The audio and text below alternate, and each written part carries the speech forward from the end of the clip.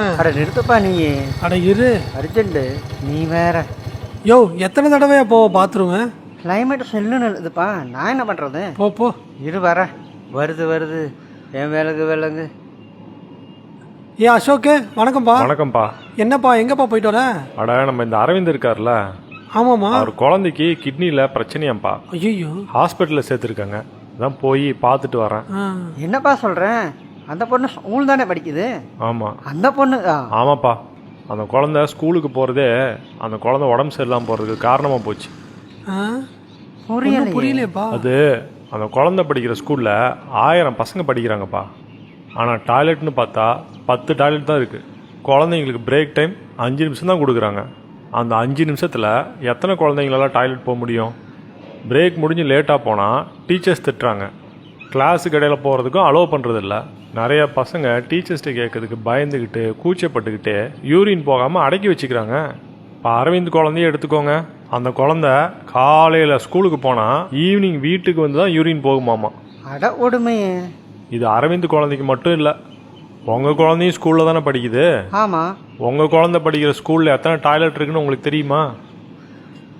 Toilet அதான் கவனிக்கலையேப்பா. ஆமாப்பா, நான் கூட இப்போ அட்மிஷன் போட்டேன்.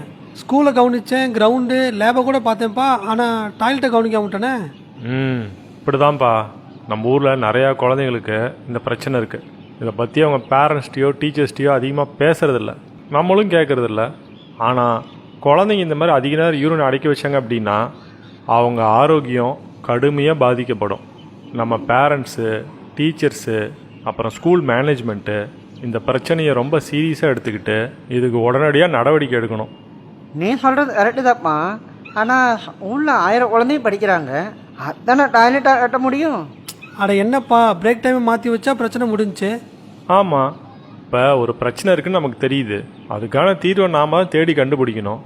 ஒன்று, டாய்லெட் ஃபெசிலிட்டிஸை அதிகப்படுத்தணும். இல்லைன்னா இவர் சொன்ன மாதிரி ஒவ்வொரு கிளாஸுக்கும் பிரேக் ஒரு டைமை மாற்றி வைக்கணும். அப்புறம் குழந்தைங்க பிரேக் போகிற டைமை கொஞ்சம் அதிகப்படுத்தி கொடுக்கலாம். இந்த மாதிரி ஏதாவது ஒன்று பண்ணி குழந்தைங்க டாய்லெட் ஃப்ரீயாக போகிறதுக்கான ஏற்பாடை பண்ணி கொடுக்கணும்ப்பா. இது நம்ம குழந்தைங்க ஆரோக்கியம் சம்மந்தப்பட்ட விஷயம். சுவரை வச்சு தானே சித்திரத்தை வரைய முடியும்.